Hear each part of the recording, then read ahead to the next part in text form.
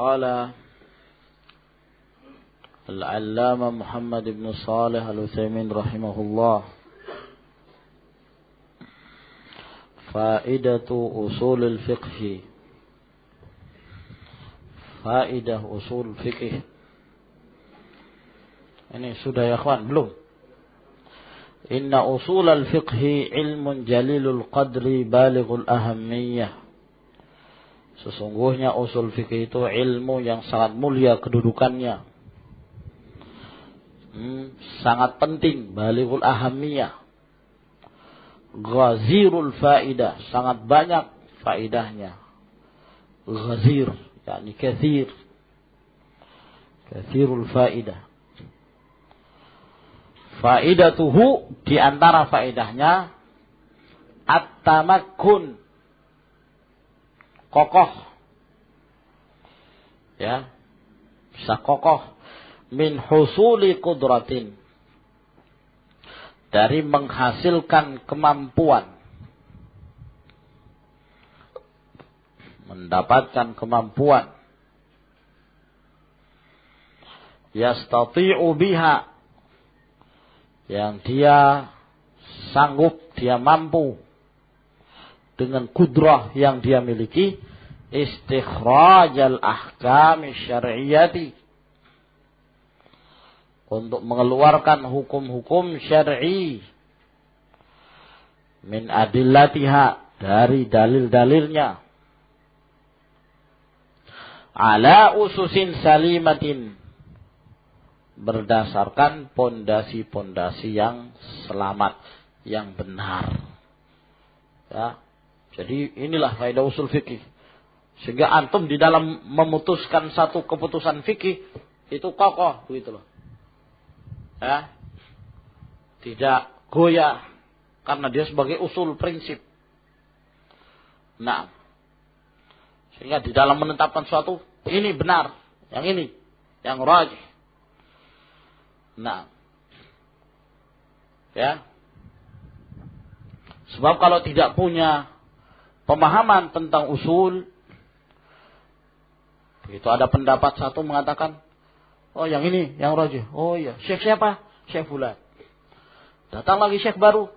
Oh ada pendapat baru lagi. Syekh siapa lagi? Syekh fulan. Nah, dipegang lagi. Ada lagi yang baru. Syekh siapa lagi? Akhirnya tergantung siapa syekh yang baru membahas, dan lebih kuat kelihatannya, sehingga dia berpegang kepada itu. Tapi kalau seorang yang mengerti tentang usulul fiqih, maka dengan kaidah-kaidah itu dia melihat yang mana dari pendapat para ulama itu yang aqrab ilal haq, yang menurutnya lebih mendekati kepada kebenaran. Nah, sehingga dia berusaha untuk mengikuti yang lebih mendekati tersebut berdasarkan kaidah yang dia ketahui. Nah, ya, dan biasanya orang tidak punya ilmu ini, ya, suatu saat bingung. Kalau bertentangan antara dua syekh yang masyhur, bingunglah dia. Syekh Nu'thaimin mengatakan ini, Syekh bin Baz mengatakan ini. Dua-duanya ulama sekarang. Nah, yang mana ya? Nah, Syekh punya hujah ini, yang lain punya hujah yang lain juga. Yang mana ya? Nah, ya, kalau seorang muqallid akan bingung dalam permasalahan ini. Sehingga tentunya ini menunjukkan sangat pentingnya mempelajari ilmu usul. Ya, minimal untuk dirinya sendiri. Dia bisa menimbang mana yang harus dia amalkan. Nah,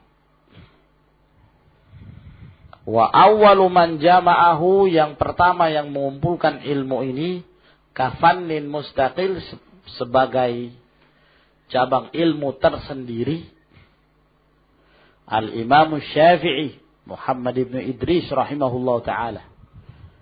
Ya, Imam Syafi'i yang diketahui dengan kitabnya masyhur. Kitab apa, ikhwan? Ar-Risalah.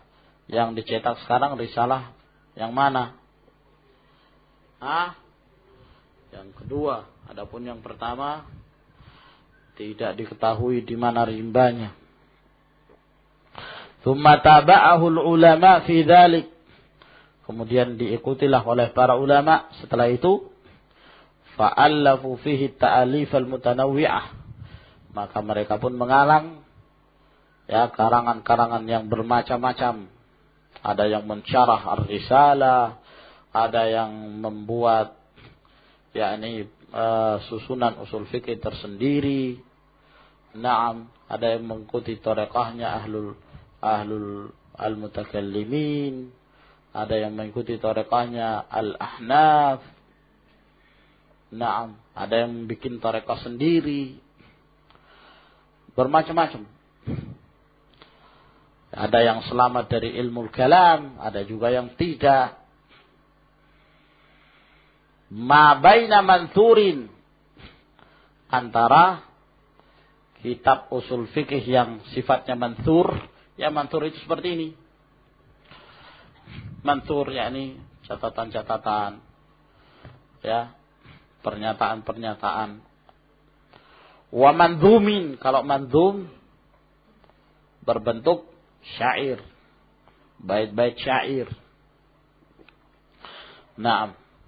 Dan di antara usul fikih yang masyhur dalam bentuk syair adalah Maraqis Su'ud.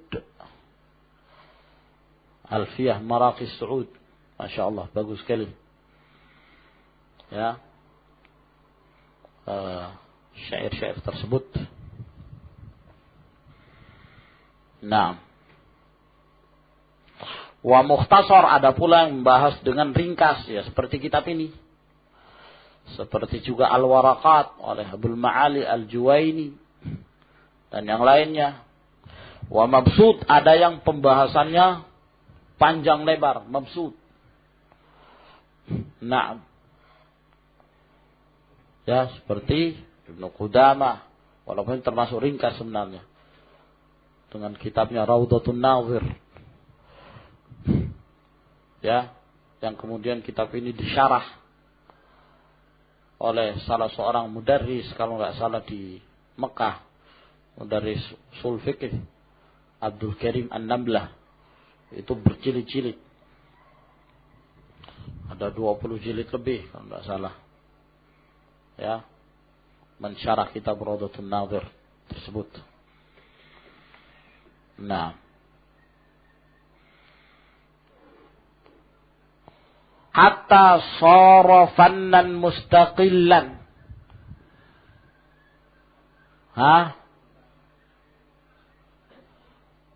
Kalau itu? Shara. Pakai ra. Nah, itu yang betul. Bukan soda. Tidak pakai dal, tapi ra yang benar. Sorofannan itu terpisah itu sampai dia menjadi cabang ilmu mustaqilan yang tersendiri, lahu kayanuhu wa mumayyizatuhu, yang memiliki keistimewaan dan karakter-karakter sendiri. Nah, itulah faedah ilmu usul fikih. Jadi kalau ditanya apa faedahnya ilmu usul fikih? At-tamakkun min husuli qudratin yastati'u biha istikhraj al-ahkam syar'iyyah. Ala usus salimah. Memiliki kemampuan untuk mengeluarkan hukum-hukum itu, menyatakan ini yang rajih dan ini yang marjuh dengan pondasi yang selamat berdasarkan qawaid. Kalau orang tidak mempelajari, ditanya mana yang rajih? Yang rajih ini. Loh, alasannya apa ini yang rajih? Itu yang kata Syekh Ibnu Utsaimin demikian. Kata Syekh bin Baz demikian, ya kan? Nah, tapi kalau seorang pelajar ilmu ushul fikih, dia mengerti betul. Pendapat ini dirajihkan oleh Syekh Ibnu Utsaimin karena di dalam kaidah menyebutkan demikian dan demikian. Sehingga ini wallahu alam lebih mendekati kebenaran. Itu wallahu alam bissawab. Ya. Al-ahkam. Sekarang kita memulai masuk kepada hukum-hukum. Pengertian ahkam itu apa? Kemudian pembagian-pembagian hukum di dalam syariat ini. Ya. Jadi di sana ada hukum, di sana ada yang al-hakim. Siapa yang sebagai hakim? Yaitu asy-syari', yang mensyariatkan. Dalam hal ini mensyariatkan siapa? Allah Subhanahu wa taala. Sedangkan Rasulnya sallallahu alaihi wasallam innama huwal muballigh 'anillah, yang menyampaikan dari Allah Subhanahu wa taala. Ini hakim. Dan ada al-mahkum alaih, yang dijadikan hukum, yaitu siapa? Siapa yang dikenakan hukum? Al-mukallafun, iya kan? Orang yang telah diberikan beban, yang memenuhi persyaratan-persyaratan, balik, berakal, dan seterusnya. Ya, dan ada pula hukum. Nah, ini nanti disebutkan pembagian hukum. Ya. Terbaginya hukum, kemudian dari pembagian tersebut, dari hukum wad'iyah dan hukum taklifiyah, yang terbagi menjadi beberapa bagian. Dari situlah kita mengenal apa itu wajib, apa itu sunnah, apa itu mubah, makruh, dan haram. Ya. Jadi ini yang dibahas adalah al-hukum. Nah. Al-ahkam. Jam'u hukmin. Jamak dari hukum. Wa huwa lughatan al-qadha. Dan ini secara bahasa maknanya adalah al-qadha, menetapkan, ketetapan. Nah, wastilahan, secara istilah, maqtabahu khitabus syar'i al-muta'alliqu bi af'alil mukallafina min talabin au takhyirin au wad'in. Nah, itu pengertian hukum secara istilah. Maqtabahu khitabus syar'i, apa yang telah menjadi ketentuan, apa yang telah menjadi keharusan, apa yang telah menjadi konsekuensi khitabus syar'i. Khitab dari syariat, dari ucapan syariat. Ya. Misalnya kita mengatakan wa aqimus shalah. Ini khitab dari Allah Subhanahu wa taala, dari syariat. Konsekuensi dari pernyataan tersebut wa aqimus shalah, konsekuensinya apa? Bahwa salat itu hukumnya wajib, gitu loh. Jadi apa yang menjadi keharusan dari ucapan asy-syara', dari khitab asy-syara'. Nah, kalau Allah mengatakan la tusyrik billah, ya, ini khitab dari Allah Subhanahu wa taala, berarti iktidaknya, keharusan dari ucapan syariat ini berarti apa? Bahwa syirik kepada Allah itu hukumnya haram, begitu. Jadi hasilnya, jadi apa yang diharuskan atau apa yang menjadi keharusan dari ucapan syariat, khitab syara', al-muta'alliqu, yang hubungannya bi af'alil mukallafin, yang berhubungan dengan perbuatan-perbuatan al-mukallafun, orang yang diberikan beban. Ya. Nah, orang berhak mendapatkan beban. Min talabin, dari talab, ya, permintaan. Kalau permintaan itu berarti apa, ikhwan? Permintaan ada dua macam. Perintah untuk mengerjakan dan perintah untuk meninggalkan. Perintah untuk mengerjakan namanya apa? Amr. Perintah untuk meninggalkan namanya nahi.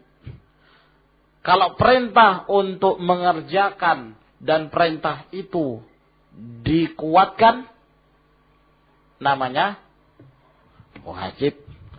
Tapi kalau tidak terlalu dikuatkan, namanya sunnah.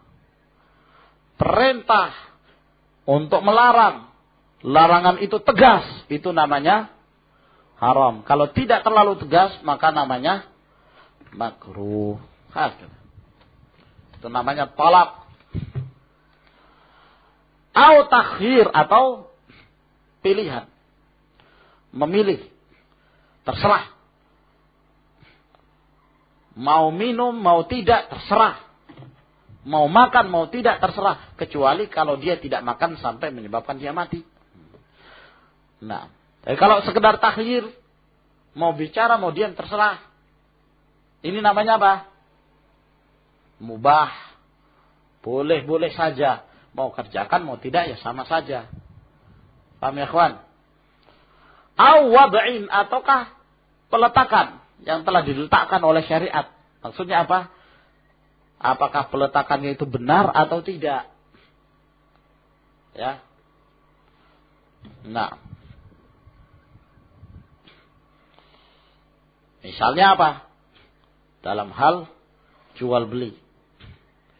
Telah ditetapkan, diletakkan di dalam syariat bahwa jual beli itu harus ada pembeli, ada penjual, ada barang yang ditukar.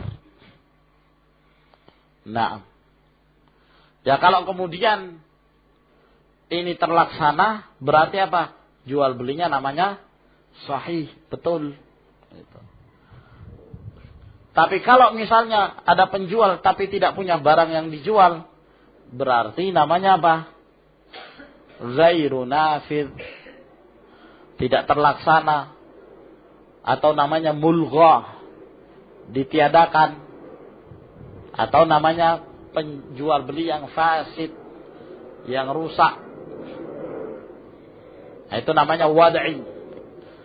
Ya, nanti insyaallah akan ada penjelasan dari pengertian hukum ini secara istilah, maka dari situ pula kita mengetahui bahwa hukum itu terbagi menjadi dua.